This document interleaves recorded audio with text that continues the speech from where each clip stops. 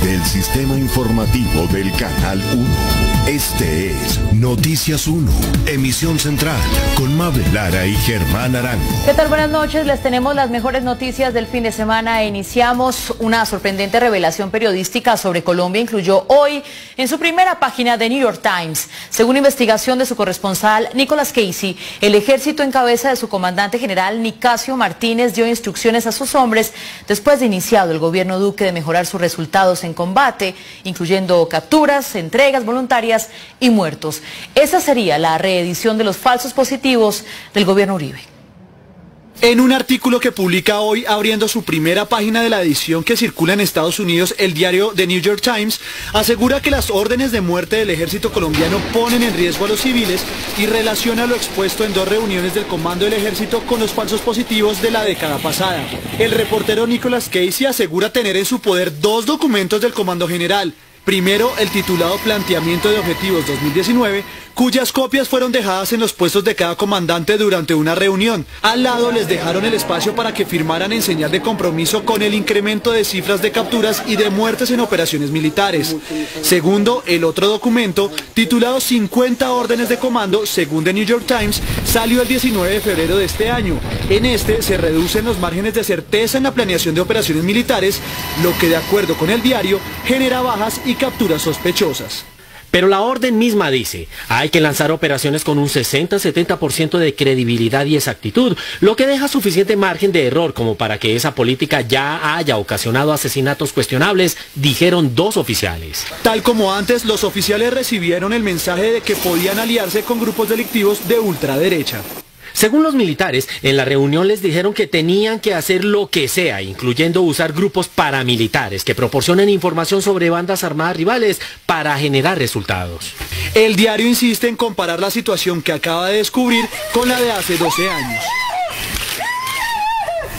Más allá de eso, dijeron los oficiales, a los soldados que aumenten sus muertes en combate se les ofrecen incentivos como vacaciones extra. Un patrón que temen es notablemente similar al de los asesinatos ilegales ocurridos a mediados de la década del 2000. El artículo también asegura que las tropas deben informar los días que han durado sin combatir.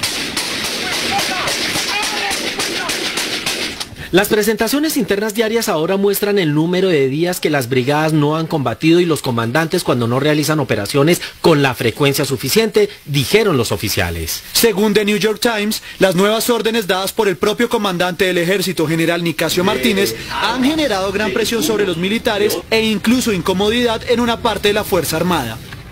Entre tanto, el ministro de Defensa dijo hoy en el taller comunitario del presidente Duque que The New York Times ignoró las respuestas que le envió el comandante del ejército y le ordenó a este publicarlas. En ellas admite la existencia de uno de los documentos y niega la del otro. El comandante del ejército, el general Nicasio Martínez, respondió al diario New York Times sobre la existencia de nuevas directrices y documentos para que sus hombres presentaran resultados operacionales. Es un documento de construcción colectiva entre los comandantes que resume los acuerdos y compromisos adoptados en reunión de comandantes llevada a cabo en el mes de febrero de 2019.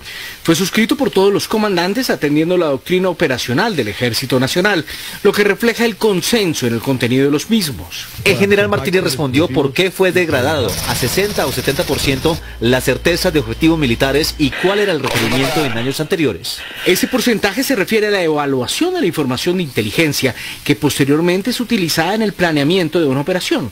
No se refiere a resultados de la operación. Negó al New York Times la existencia de un documento suscrito el 16 de febrero por el cual se iban a medir los días de combates que tenía cada brigada. Se hizo la verificación de los archivos de febrero de 2019 de Comando de Ejército y no se encontró ningún documento que coincida con la información que usted menciona en dichas preguntas. Le preguntaron si esta dinámica era la misma de los falsos positivos de 2002 a 2008, advirtiendo que fueron casos individuales. Durante los años referenciados en la pregunta, no existe ninguna dinámica o sistematicidad de abuso de derechos humanos. Los hechos que pudieron apartarse de la Constitución y la ley fueron puestos en conocimiento inmediato de las autoridades judiciales y en los casos en donde se comprobó responsabilidad se trata de hechos individuales y no de una política institucional. También negó la existencia de falsos positivos actuales. No existe ninguna razón para ello, toda vez que las órdenes emitidas para adelantar operaciones militares que conlleven a la afectación de los factores de inestabilidad se enmarcan en el cumplimiento del ordenamiento jurídico. El ministro de Defensa, Guillermo Botero, advirtió que la información que fue entregada al New York Times estuvo llena de imprecisiones. A ese periodista se le entregó la totalidad de la información que requirió, se le entregaron los informes respectivos, se le entregaron los documentos y digamos que con algo de tristeza y nostalgia, en el día de hoy observamos que nada de lo que allí se dijo fue tenido en cuenta para elaborar ese artículo. No obstante, dijo que le solicitó a la Fiscalía que inicie investigaciones sobre presuntos hechos irregulares por parte de miembros de la fuerza pública, como lo expuso el diario norteamericano. Y el primer impacto de la publicación de New York Times fue en los congresistas encargados de evaluar los méritos del comandante del ejército para obtener su cuarto sol. Según el presidente de la Comisión Segunda del Senado, habrá que revisar el caso. La bancada del gobierno piensa otra cosa. 3 días después de que la Comisión Segunda del Senado aprobara el ascenso a general de insignia del comandante del ejército, general Nicasio Martínez, el informe del New York Times sobre presuntos falsos positivos en el actual gobierno puso a más de un congresista a revisar la autorización del cuarto sol para el alto oficial. Si lo que allí se relata es cierto, pues digamos, a nosotros nos corresponderá, yo hago parte del Partido Liberal, estudiar ese nuevo hecho que se presenta y como bancada tomar una decisión si respaldamos o no respaldamos los ascensos del ascenso del general Martín. Desde el Partido Conservador consideran delicado el informe del diario estadounidense, pero creen que no presenta pruebas concretas que merezcan negar el ascenso del comandante del Ejército Nacional y por el contrario aseguran que la intención es otra. Mucho más cuando no existe ninguna investigación en contra del general Nicasio Martínez, comandante general del Ejército, y cuando desde allí se quiere minar también la confianza en el gobierno, insinuando hechos que no existen. Mientras el Centro Democrático y los conservadores le restan importancia a la denuncia del periódico estadounidense, otras fuerzas políticas ven con preocupación las revelaciones sobre el regreso de los falsos positivos. Y nos preocupa muchísimo que se reviva la vieja política de conteo de cuerpos como un indicador de gestión de las operaciones del Ejército Nacional. El New York Times dice que lo más macabro de nuestra historia volvió otra vez. Quiere decir que este es un país de vergüenza. Este país realmente se está acabando. Desde el partido de gobierno califican el artículo del New York Times como una nueva estrategia de descrédito a las Fuerzas Armadas, distorsionando las respuestas oficiales. Todo el respaldo a nuestras fuerzas militares. No vamos a permitir que se manche la honra de miles de colombianos que protegen los derechos humanos. En varios partidos están a la espera del desarrollo de esta información, pero con malas expectativas. Esto lo que quiere decir es que los falsos positivos están de vuelta en nuestro país. El informe del New York Times y otros documentos aportados por Human Rights Watch son nuevos elementos que argumentan la moción de censura al ministro de la Defensa en la Cámara de Representantes. Y sin previo aviso, los medios fueron convocados al final de la semana a escuchar a la vicepresidenta, al ministro de Defensa y al comandante del Ejército en sus exposiciones sobre la política militar de derechos humanos. En realidad estaban previniendo los daños del informe que sabían se iba a publicar. Bueno, gracias. Como presagio de los cuestionamientos a órdenes que revivirían los denominados falsos positivos en las fuerzas militares, desde distintos sectores del gobierno se difundieron discursos de respeto a los derechos humanos antes de la publicación del diario norteamericano. Todos los mensajes que se dan al interior de la fuerza pública van justamente en esa dirección: cumplimiento de la ley, respeto de los derechos humanos, absoluta legitimidad institucional. La fuerza pública, pueden estar seguros, es la principal defensora de estos derechos humanos. A su turno, el ministro de Defensa, Guillermo Botero, convocó a una rueda de prensa acompañado con toda la cúpula militar para exponer la política de la defensa de derechos humanos. Este año hemos capacitado más de 115.000 personas en derechos humanos. Eso es un logro que es absolutamente sorprendente. Aunque estuvo toda la cúpula, el turno de hablar solo estaba destinado para el comandante del Ejército, el general Nicasio Martínez, cuestionado por presuntamente tener investigaciones de falsos positivos y por impartir directrices en ese mismo sentido. Lo que yo hice una vez recibí como comandante del Ejército fue emitir una filosofía en la cual enmarca que el respeto absoluto por los derechos humanos es lo más importante. Incluso por parte del Comando Nacional fue entregado todo un paquete bibliográfico que demostraría las directrices e instrucciones para adelantar operativos militares bajo el respeto de los derechos humanos. No estamos hablando de muertos, ni mucho menos. El alto consejero presidencial para los derechos humanos, Francisco Barbosa, también recalcó la directriz del gobierno en esta materia. Es una capacitación que se está haciendo de manera integral, donde las fuerzas están haciendo este trabajo mirando los estándares internacionales adecuados frente a estos asuntos. No obstante, el diario The New York Times publicó información que cuestionó que se estarían presentando infracciones a los derechos humanos por parte de miembros del ejército al mando del general Nicasio Martínez. El senador Álvaro Uribe asegura que el artículo del New York Times se publicó para proteger la impunidad al narcoterrorismo y en esa misma línea sus alfiles se movieron en redes sociales. Una manera de desacreditar a las Fuerzas Armadas y de proteger la impunidad al narcoterrorismo. Además, ignoraron las respuestas oficiales y las distorsionaron para decir que hay órdenes de asesinar inocentes y de no proteger civiles.